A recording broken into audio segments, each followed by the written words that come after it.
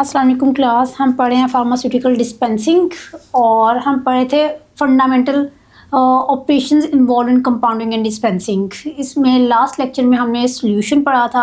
आज हम पढ़ेंगे फिल्ट्रेशन एंड मिक्सिंग। पहले जाते हैं फिल्ट्रेशन पे। तो फिल्ट्रेशन क्या है?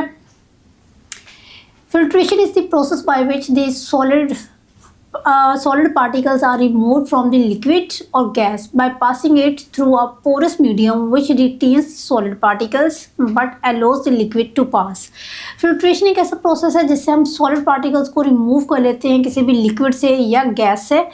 कैसे? इसमें हम यूज़ करते हैं पोरस मटेरियल। पोरस मटेरियल जो है वो सॉलिड पार्टिकल्स को रिटेन कर लेता है जबकि जो लिक्विड है उसको पास आउट होने देता है। इस तरह से जो पार्टिकल्स हैं वो हमारे मीडियम के ऊपर आ जाते हैं और अलग हो जाते हैं हमारे लिक्विड से। इसके क्या डिसएडवांटेजेस हैं फिल्ट्रेशन के? It introduce the fibres into the filtrate. इसमें जो फाइबर होता है जो पोरस मटेरियल का वो फिल्ट्रेट में शामिल हो सकता है।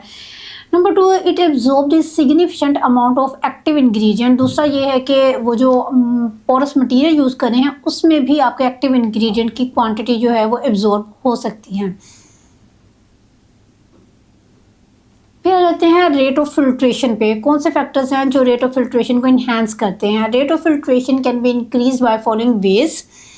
By increasing the surface area of filter. जो फिल्टर पेपर आप यूज़ कर रहे हैं उसका सरफेस एरिया इंक्रीज करने से रेट ऑफ फिल्ट्रेशन बढ़ जाएगी। Reducing the viscosity of the liquid by heating the liquid. जब आप लिक्विड को हीट करेंगे तो इसको विस्कोसिटी कम हो जाएगी जिसकी वजह से फिल्ट्रेशन रेट जो है वो इंक्रीज हो जाएगा।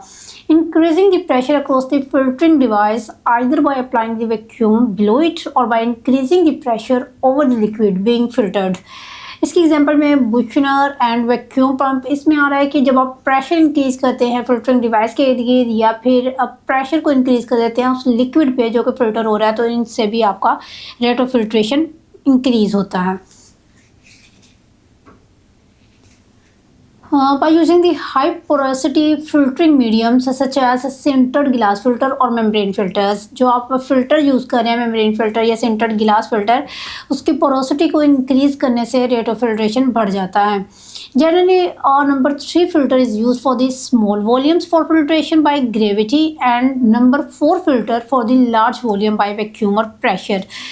इसमें स्मॉल वॉल्यूम के लिए फ़िल्टर नंबर 3 यूज़ करते हैं और जो लार्ज वॉल्यूम्स हैं उनकी फ़िल्ट्रेशन के लिए नंबर 4 फ़िल्टर यूज़ करते हैं।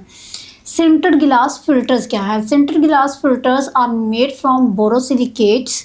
बोरोसिलिकेट के बने होते हैं, वेरी एक्सपेंसिव होते हैं, not use in the pharmacy lab और फॉर रूटीन यूज़ के लिए यूज़ नहीं करते इनको। A high degree of clarity is required in case of oral solutions and solutions for application to skin और म्यूकस मेम्ब्रेन। और इनमें high degree of clarity required होती है in case of oral solutions. फिर आ जाते हैं टाइप्स ऑफ फिल्ट्रेशन। फिल्ट्रेशन के पहले टाइप जो है वो है कोर्स फिल्ट्रेशन। कोर्स फिल्ट्रेशन को हम स्टेनिंग भी कहते हैं। It is use to remove the large foreign particles. Large foreign particles को रिमूव करने के लिए हम कोर्स फिल्ट्रेशन करते हैं। Use for the solution apply on the intact skin और for solution of antiseptics and disinfectants not intended for use in body. Heterogenic system जैसे emulsions and suspensions हैं उनके लिए भी कोर्स फिल्ट्रेशन यूज़ करते हैं और जो विस्कस प्रेपरेशंस हैं उनकी भी कोर्स फिल्ट्रेशन की जाती है। Materials use for course filtration के लिए कौन से मटेरियल यूज़ होते हैं? इसके लिए well rinsed cotton gauze use होता है या फिर वेल रिंस्ड मसलिन यूज़ होता है। सेकेंड टाइप है हमारे पास फाइन फिल्ट्रेशन। ये कौन से सॉल्यूशन के लिए यूज़ करते हैं हम? फॉर द ओरल सॉल्यूशन के लिए and solution apply on the mucus membrane पे जो अप्लाई करते हैं सॉल्यूशंस और रॉ सरफेसेस पे जो सॉल्यूशंस अप्लाई किए जाते हैं उनकी हम फाइन फिल्ट्रेशन करते हैं। Materials use for the fine filtration में जो मटेरियल यूज़ होते हैं उनमें आपके फ़िल्टर पेपर्स हैं, सिंटर्ड गिलास फिल्टर्स हैं, मेम्ब्रेन फिल्टर्स हैं। मेम्ब्रेन फिल्टर्स जो होते हैं for filtration of ophthalmic preparations के लिए यूज़ होते हैं एंड इंजेक्शंस के लिए यूज़ होते हैं। It is necessary to adjust the solutions to volume through the filter as follows। अब हमने solution को adjust करना है, volume of solution को adjust करना है through filter। उसके लिए स्टेप बाय स्टेप देखते हैं। Wash through the filter using a litre of the vehicle and discard the washing. आपने क्या करना है कि वॉश करना है फिल्टर को, लिटर ऑफ व्हीकल लेना है और डिस्कार्ड कर देना उस वॉशिंग को। Make the solution to volume. अब आपने सोल्यूशन का वॉल्यूम बना देना है and pass through the filter on to a measuring device, और उस सोल्यूशन को फिल्टर से पास आउट करके एक मेजरिंग डिवाइस में ले जाना है। Rinse through the filter with the sufficient quantity of vehicle. अब अपने फिल्टर को रिंस कर देना है सफिशिएंट क्वांटिटी ऑफ व्हीकल के साथ to make the final required volume.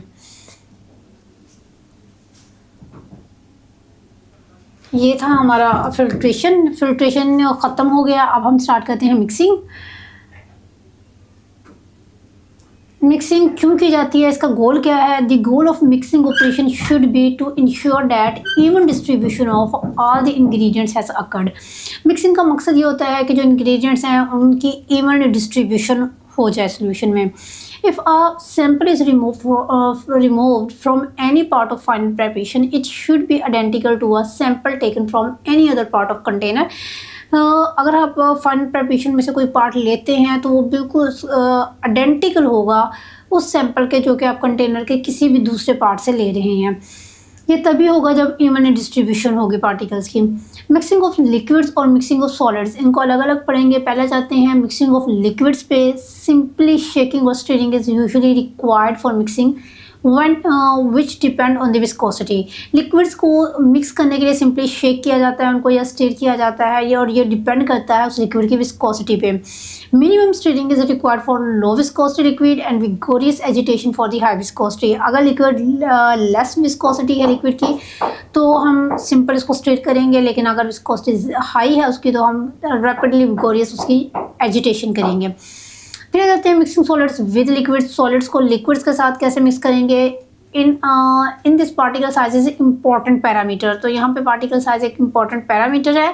Particle size will either speed up the dissolution or improve the uniform distribution of solid in liquid. जो particle size है या तो वो आपके डिसोल्यूशन को स्पीड अप कर देगा या फिर जो uniform distribution of solid in liquid है उसको इम्प्रूव कर देगा। Simple steering is required for solution. अगर बना रहे हैं तो उसके लिए सिंपल स्टीरिंग रिक्वायर्ड है। Pastel and mortar is necessary for suspension. अगर सस्पेंशन बना रहे हैं तो वहाँ पे पेस्टल एंड मोटर रिक्वायर्ड है आपको मिक्सिंग के लिए।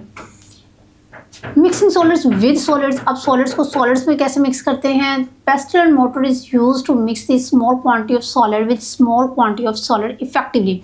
अब सॉलिड जिस जो मिक्स करनी है और जिसमें हमने मिक्स करना है, दोनों सॉलिड हैं, उनकी स्मॉल क्वांटिटी को स्मॉल क्वांटिटी ऑफ सॉलिड में मिक्स करना है। इसके लिए हमें पेस्टल एंड मोटर चाहिए होगा। Effective mixing of small quantity of solid with the large quantity of solid need following stages. लेकिन अगर आप स्मॉल क्वांटिटी को लार्ज क्वांटिटी ऑफ सॉलिड के साथ मिक्स करेंगे तो आपको फॉलोइंग स्टेप्स जो हैं वो फॉलो करना होंगे। उनमें है कि ingredient with the smallest bulk is placed in the motor. सबसे पहले आपने जिसका स्मॉलेस्ट बल्क होगा उस इंग्रेडिएंट को मोटर में डालना है। अब quantity of second ingredient equal in volume of the one is added and mixed using the pestle. अब आपके मोटर में जितना वॉल्यूम है इसके इक्वल आपने सेकंड इंग्रेडिएंट की क्वांटिटी लेनी है, ऐड करना है, मिक्स करना है यूजिंग द पेस्टल। अब further quantity of the second ingredient approximately equal in volume in mortar is now added. अब आपके मोटर में जितनी क्वांटिटी सेकेंड इंग्रेडिएंट की डालने के बाद वॉल्यूम बना था उतनी क्वांटिटी आपने सेकेंड इंग्रेडिएंट की मज़ीद लेनी है, उसको मिक्स करना है। दिस प्रोसेस कॉल्ड, इस प्रोसेस को हम कहेंगे ये डबलिंग अप है, क्योंकि आपने सेकेंड इंग्रेडिएंट के 2 पार्ट्स किया और उसका इक्वल वॉल्यूम जो है मोटर में जितना मौजूद था उतना एडअप किया है। तो कंटिन्यू इसको हम कब तक करेंगे? Until all the solid has been mix. इस तरह से आपका तमाम सॉलिड जो है वो मिक्सड हो जाएगा। फिर आ जाते हैं mixing semi solids. This usually occurs in the preparation of ointment where 2 or more ointment basis में भी मिक्स टुगेदर। जहाँ पे आपने ऑइंटमेंट बेसिस को मिक्स करना है 2 या 2 से ज़्यादा, वहाँ पे आपने इस मेथड को यूज़ करना है, that is rubbing method. Rubbing method में क्या होता है? If all the ingredients are semi solid or liquids they can be mix together by rubbing on ointment slab by using a spatula. आपने ointment slab पे ingredients को rub करना है with the help of spatula. If there is a difference in the quantities of ingredients, then use the doubling up method। और जहाँ पे doubling up method हम वहाँ यूज़ करते हैं जहाँ पे ingredients की quantity एक दूसरे से मुख्तलिफ होती हैं। दूसरा मेथड है फ्यूजन मेथड। फ्यूजन मेथड में क्या करते हैं? Place the basis in the porcelain evaporating बेसन। इसमें आपने पोर्सिलीन का बना इवेपोरेटिंग बेसन यूज़ करना है एंड जेंटली हीट देम। और उनको हीट करना है over a water bath until they are just melted. इसमें बेसिस को आपने पोर्सिलिन इवेपोरेटिंग बेसिन में रखना है, उनको हीट करना है यहाँ तक कि वो मेल्ट हो जाएंगी। Avoid overheating, otherwise physical or chemical or both changes are there.